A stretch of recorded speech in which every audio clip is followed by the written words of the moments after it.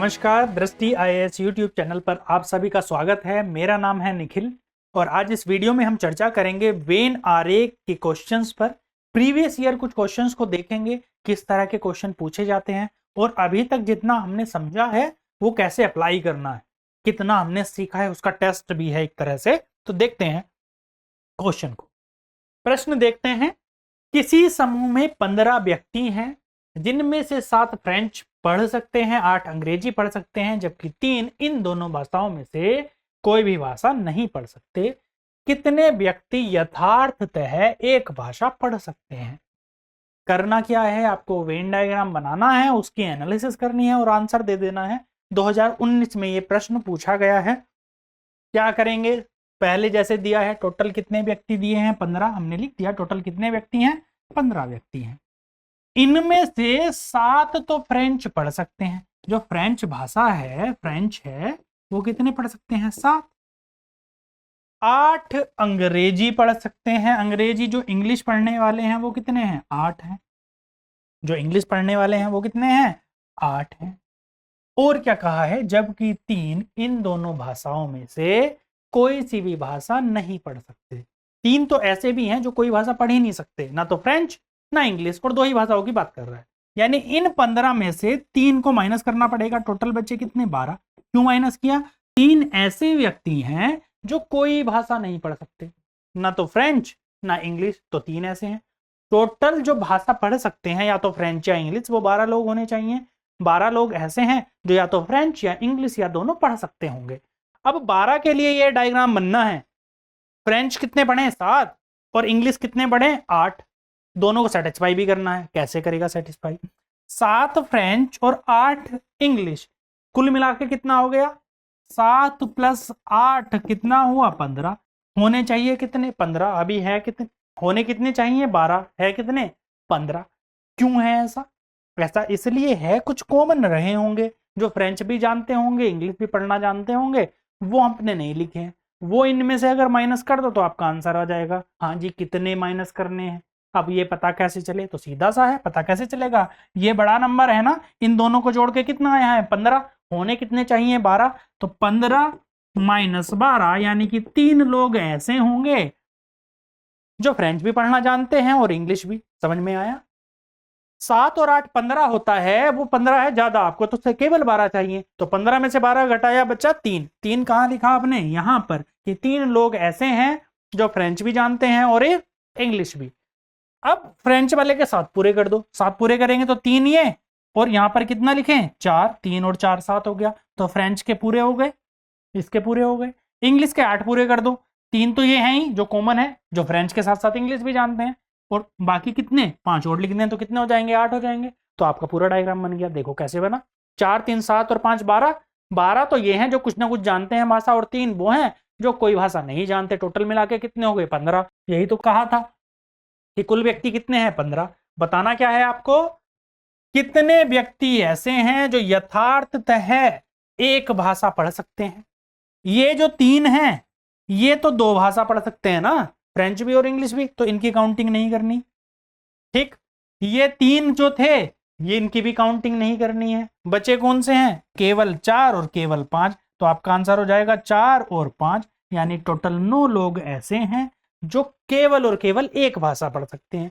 4 ऐसे हैं जो केवल फ्रेंच पढ़ सकते हैं और 5 ऐसे हैं जो केवल इंग्लिश भाषा पढ़ सकते हैं। आपका आंसर हो जाएगा 4 और 5 9, यानी ऑप्शन बी आपका सही आंसर है। कितना आसान क्वेश्चन था, जो अभी तक हमने सीखा है उसके बाहर कुछ था नहीं था। मूव करते हैं अगले पर। हॉकी खेलने के लिए 19 लड़के आए हैं, उनमें से 11 हॉकी की कमीज पहने हुए हैं, 14 हॉकी की पैंट पहने हुए हैं। एक भी लड़का ऐसा नहीं है जिसने कमीज और या फिर या पैंट न पहनी हो, तो पूरी वर्दी पहनने वाले लड़कों की संख्या क्या है। 2018 में ये प्रश्न पूछा गया। देखते हैं कितने आए हैं हॉकी खेलने के लिए, टोटल 19 आए हैं, 19 लड़के। उनमें से 11 ने, जो 11 हैं उन्होंने हॉकी की शर्ट पहनी है। शर्ट कितने ने पहनी है 11 ने, मैंने लिख दिया यहाँ पर कि 11 लोग ऐसे हैं इन 19 में से जिन्होंने शर्ट पहनी है। 14 ऐसे हैं जो पैंट पहन के आए हैं हॉकी वाली, इनमें से 14 ऐसे हैं जो पैंट पहन के आए हैं। ठीक है, अब आपको बताना क्या है कि एक भी लड़का इनमें से ऐसा नहीं है जिसने या तो शर्ट ना पहनी हो या पैंट ना पहनी हो, या दोनों में से, ऐसा भी हो सकता है कि दोनों पहने हो, पर ऐसा कोई नहीं होगा कि कुछ भी नहीं पहना, कि ना तो शर्ट पहनी है वो वाली वर्दी की, ना पैंट पहनी है। कम से कम एक चीज तो जरूर होगी, ये दे रखा है। अब आपको बताना क्या है कि पूरी वर्दी वाले कितने हैं, जिसने शर्ट भी पहनी हो पैंट भी पहनी हो। कितना आसान है, आपको कॉमन बताना है। जो पहला क्वेश्चन किया है वही तो था। 19 तो टोटल स्टूडेंट है, 11 शर्ट वाले और 14 पैंट वाले, टोटल मिला के कितने हो गए? 11 प्लस 14, 11 प्लस 14 यानी टोटल 25।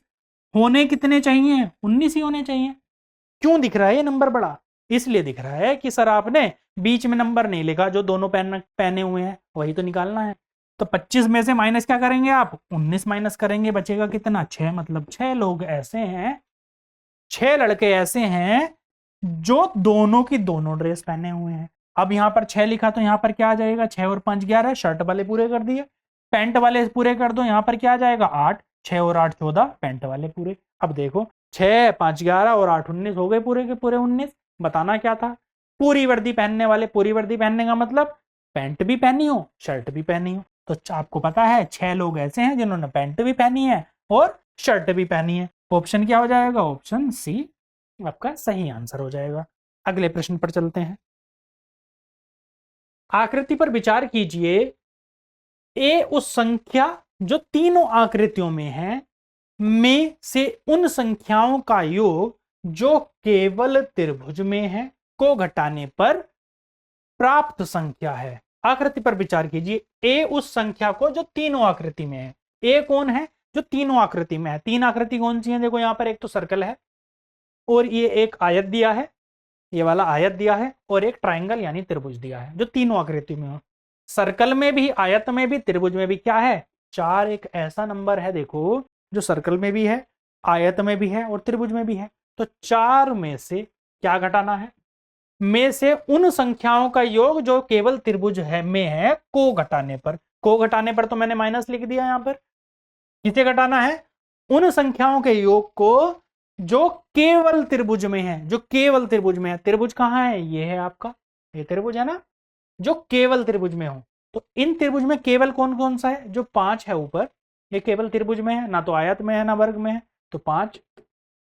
और 3 भी एक ऐसा ही है, ना आयत में है ना ही वृत्त में है, ना आयत में है ना वृत्त में है।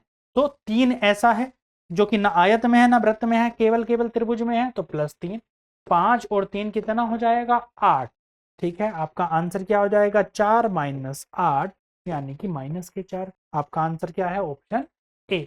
समझ पाए होंगे। ए उस संख्या जो तीनों आकृतियों में है। तीनों आकृतियों में कौन थी? 4 में से उस संख्या को घटाने पर, तो घटाने के लिए माइनस का निशान लगा दिया, जो केवल त्रिभुज में है। केवल त्रिभुज में 5 है और 3 है, 5 और 3 8। इन संख्याओं का योग मैंने घटाया, आंसर क्या मिला मुझे? -4 आपको आंसर मिला। मूव करते हैं अगले प्रश्न पर, देखते हैं क्या प्रश्न है। 2019 में यह प्रश्न पूछा गया है। अच्छा प्रश्न है, बहुत सारे लोग इसको गलत करके आए, तो इसलिए देख लीजिएगा। किसी क्लब के सभी सदस्य मुंबई गए, एक होटल में रुके, पहले दिन 80% खरीदारी के लिए गए और 50% पर्यटन के लिए गए, जबकि 10% ने होटल में विश्राम किया। उपयुक्त आंकड़ों में से निम्नलिखित में से कौन सा या कौन से निष्कर्ष निकाले जा सकते हैं? निष्कर्ष पर बाद में आएंगे, पहले हमें क्वेश्चन को देख लेते हैं। वेन आरेख बनाते हैं। अब देखो, हालांकि इसमें परसेंटेज यूज हुआ है, ठीक है, लेकिन बहुत ज्यादा फर्क पड़ता नहीं है, सिर्फ परसेंटेज यूज हुआ है। कैसे हम इसको सॉल्व करेंगे वो देख लेते हैं वेन आरेख की सहायता से। ठीक है, एक क्लब के सभी सदस्य मुंबई गए और एक होटल में रुके। जब सारे के सारे सदस्य एक होटल में गए हैं, क्लब के सारे सदस्य मतलब 100% लोग कहाँ गए हैं? होटल में गए हैं। 100% कहाँ गए हैं? होटल में गए हैं। अब इनमें से 80% जो लोग हैं वो खरीदारी के लिए गए। इनमें से 80%, जो 80% हैं, इनमें से 80% किसके लिए गए हैं? शॉपिंग के लिए गए हैं। शॉपिंग के लिए, खरीदारी के लिए। ठीक है, ये शॉपिंग के लिए मैंने बना दिया। 50% पर्यटन या टूरिज्म के लिए गए हैं। इनमें से ही 50% टूरिज्म के लिए गए हैं, टूर के लिए गए हैं। कितने? 50%। अब आप कहोगे जी 8 और 5 13, या तो 130% हो गए, तो ज़्यादा हो गए, होने तो 100% ही चाहिए। हाँ बिल्कुल 100% ही होंगे, इसीलिए अभी मैंने अंदर लिखा नहीं है इन्हें। क्यों? क्योंकि तो 100% होने चाहिए। अभी तो 80 और 50 130% हो रहा है। क्यों हो रहा है ऐसा, देखते हैं, अभी क्वेश्चन को समझ लेते हैं धीरे धीरे। यहाँ तक अभी हमने बनाया है, समझेंगे, बनाएंगे इसे भी। 10% ने होटल में ही विश्राम किया है। इन 100% में से, इनमें से 10% तो ऐसे ही थे ना जो कि होटल में ही विश्राम कर रहे थे। ये होटल के होटल में रुक गए, ना तो ये शॉपिंग के लिए गए ना टूर के लिए गए। तो कितने बचे टोटल? ये जिनका डाटा है 90% लोग बचे, इनका डाटा है ये 90% का डाटा है कि जो 90% लोग होटल में थे उनमें से 80% शॉपिंग के लिए गए और उनमें से 50% टूरिज्म के लिए गए, टूर के लिए गए, पर्यटन के लिए गए। ऐसा हुआ इसलिए, होना तो 90 चाहिए। ये कितना है? 80 और 50 130 है। 130 इसलिए है क्योंकि कुछ लोग ऐसे हैं जो शॉपिंग के लिए भी गए और टूर के लिए भी गए। वो निकालने हैं आपको, मतलब यहाँ वाला जो पार्ट है जो इंटरसेक्शन कर रहा है पार्ट, वो निकालना है। कैसे निकालेंगे? 80, अभी तक हम यही तो पढ़ रहे हैं, 80 + 50 - 90 कितना हो जाएगा? 130 - 90 कितना हो जाएगा? 40% आएगा ना। 40%, 80 और 50 130%, 130 में से 90 घटाया तो 40%। मतलब कहने का ये है कि यहाँ पर जो बीच में आएगा कितना आएगा? 40% आएगा। 40% आया, शॉपिंग वाले 80% पूरे कर दो, 40 और 40 80, टूर वाले 50 पूरे कर दो, 40 और 10 50। आपका वेन डायग्राम क्या बना? अभी आपको कुछ और किसी चीज से लेना देना नहीं है, आपका वेन डायग्राम सिर्फ कितना बना? ये आपका वेन डायग्राम अभी बन गया है। क्या बन गया है? TOUR, टूर की टोटल 100% होटल में थे, 10% होटल के होटल में ही रुक गए, बचे 90%। 90% में से 40% ऐसे थे जो केवल शॉपिंग के लिए गए, 10% ऐसे थे जो केवल टूर के लिए गए और 40% ऐसे थे जो शॉपिंग के साथ साथ टूर के लिए भी गए। अब हमने क्वेश्चन से जितना डाटा निकलना था निकल गया। अब हम आते हैं किस पर? कूट पर आते हैं, देखते हैं कौन से निष्कर्ष निकलते हैं। पहला दे रखा है 40% सदस्य खरीदारी के साथ साथ पर्यटन के लिए भी गए। क्या ये बात सही है? देखो 40% सदस्य, ये वाले 40% पर्यटन के साथ साथ किसके लिए भी गए? टूरिज्म के साथ साथ शॉपिंग के लिए भी गए। तो ये 40% है, तो आप क्या कहोगे? हाँ जी, ये वाला स्टेटमेंट आपका सही है कि 40% सदस्य खरीदारी के साथ साथ पर्यटन के लिए भी गए। पहला सही है। अब दूसरे पर आते हैं, 20% सदस्य केवल खरीदारी के लिए गए। केवल खरीदारी के लिए तो 40% गए थे, 40% गए थे केवल खरीदारी के लिए। ये आपका गलत हो गया। आंसर क्या हो जाएगा कि केवल एक निष्कर्ष सही है, वो कहां पर दे रखा है? ऑप्शन ए में। आपका सही आंसर है ऑप्शन ए। तो इतना आसान प्रश्न था, समझने भर की देर है। हम सोचते हैं ये परसेंटेज इसमें लगा हुआ है तो ये परसेंटेज का क्वेश्चन और एग्जाम में छोड़ आते हैं। ऐसे नहीं करना है, सामान्य क्वेश्चन है, बस थोड़ी सी समझ विकसित करनी है, थोड़ी सी प्रैक्टिस और आराम से हो जाएगा। अगले प्रश्न पर देखते हैं हम, क्या प्रश्न है। किसी बस में यात्रा करने वाले व्यक्तियों के एक समूह में 6 व्यक्ति तमिल बोल सकते हैं, 15 व्यक्ति हिंदी बोल सकते हैं और 6 व्यक्ति गुजराती बोल सकते हैं। उस समूह में कोई भी व्यक्ति कोई अन्य भाषा नहीं बोल सकता, मतलब ये जो भाषा दी है इनके अलावा अन्य नहीं बोल सकता। यदि इस समूह के 2 व्यक्ति केवल 2 भाषाएं बोल सकते हैं और एक व्यक्ति सभी तीनों भाषाएं बोल सकता है, तब इस समूह में कुल कितने व्यक्ति हैं? क्वेश्चन को सॉल्व करिएगा, आप भी कोशिश करिएगा क्वेश्चन को सॉल्व करने की। किसी बस में यात्रा करने वाले एक समूह में 6 व्यक्ति तमिल, मैंने तमिल लिख दिया, ये कितने हैं? 6, T6। इसके बाद में क्या है? 15 व्यक्ति हिंदी, तो हिंदी के लिए मैंने क्या लिखा? हिंदी 15, ये लिख दिया। और 6 व्यक्ति गुजराती, 6 व्यक्ति मैंने क्या लिखे? गुजराती, गुजराती के लिए लिख दिया मैंने। 6 व्यक्ति ऐसे हैं जो गुजराती आपके बोल सकते हैं। आगे क्या दिया है? यहां तक तो मैंने बना लिया। उस समूह में कोई भी व्यक्ति कोई अन्य भाषा नहीं बोल सकता, मतलब या तो फिर हिंदी बोलेगा, गुजराती या तमिल, ये 3 ही भाषा बोलेगा। यहां तक हुआ। यदि इस समूह में 2 व्यक्ति केवल 2 भाषाएं बोल सकते हैं, 2 व्यक्ति केवल 2 भाषाएं, मतलब या तो तमिल हिंदी बोले या हिंदी गुजराती बोले या गुजराती तमिल बोले। बेसिकली या तो इस पार्ट में आए या इस पार्ट में आए या इस पार्ट में। कितने आएंगे इन पार्ट में? 2 व्यक्ति। कितने आएंगे? 2 व्यक्ति।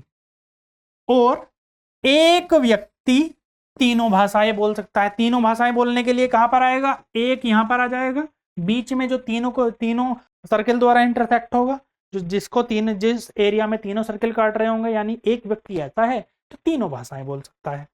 तब इस समूह में कुल कितने व्यक्ति है आपको बताना है, इस पूरे समूह में कितने व्यक्ति हैं। एक तो यहाँ आ गया, दो कौन से बच्चे हैं जो दो भाषाएं बोल सकते हैं। आप चाहे यहाँ रख लो, चाहे यहाँ रख लो, चाहे यहाँ पर रख लो, जहां मर्जी चाहे रख लो, क्योंकि दो बस आपको निकाल देने हैं, एलिमिनेट कर देने हैं। वो दो भाषाएं बोलते हैं, वो दोनों जगह से खाली हो जाएंगे। तो मैंने यहाँ पर लिख दिया, मान लो 2।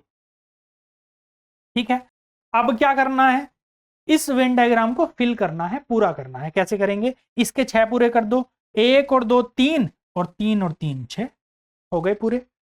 इसके कितने कर दो, इसके भी 6 पूरे, 1 और 5 6, ये हो गया। इसके 15 पूरे कर दो, 2 और 1 3, 3 और 12 15, इसके 12 पूरे हो गए कि नहीं हो गए। ये 15 पूरे हो गए, इसके कितने पूरे हो गए, 6 पूरे हो गए, और इसके भी 6 पूरे हो गए। तो अगर हम इनकी काउंटिंग करें 15 और 8 23, आपका आंसर क्या हो जाएगा 23, यानी ऑप्शन सी। कैसे हो जाएगा, देखो 12 2 14 और 1 15, 15 5 20, 20 और 3 23 आपका आंसर हो जाएगा। यही तो बताना था आपको कि इस पूरे समूह में कितने व्यक्ति हैं। आपने बड़ी आसानी से बता दिया कि 12 5 17, 1 18, 2 20 और 3 23। अभी आपको ये कंफ्यूजन अगर है कि हमने यहीं पर 2 क्यों लिखा, एक एक भी तो लिख सकते थे, यहाँ पर एक, यहाँ पर एक। हाँ जी, बिल्कुल लिख सकते थे, तभी भी आपका आंसर यही रहेगा। आपके आंसर पर कुछ चेंज नहीं आएगा। देखो देख लेते हैं कैसे, क्यों चेंज नहीं आएगा। इसके तो 6 पूरे करने हैं ना, तमिल के 6 पूरे करने हैं। यहाँ पर एक है और 2 ऐसे लोग हैं जो 2 भाषाएं बोल सकते हैं। आपने एक यहाँ पर लिख दिया और एक यहाँ पर लिख दिया, तब अब क्या होगा ये देख लेते हैं। दोबारा बनाते हैं एक बार।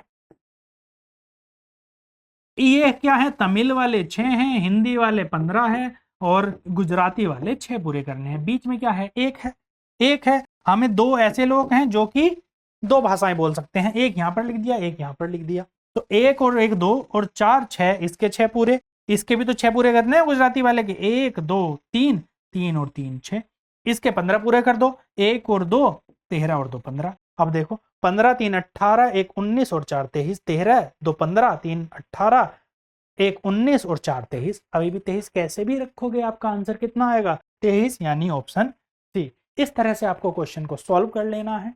आसान टॉपिक है, थोड़ी सी इससे समझ भी बनती है सलोज के क्वेश्चन की, सेट थ्योरी के क्वेश्चन को सॉल्व करने की। बाकी हम करते हैं नेक्स्ट क्लास में। तक के लिए धन्यवाद।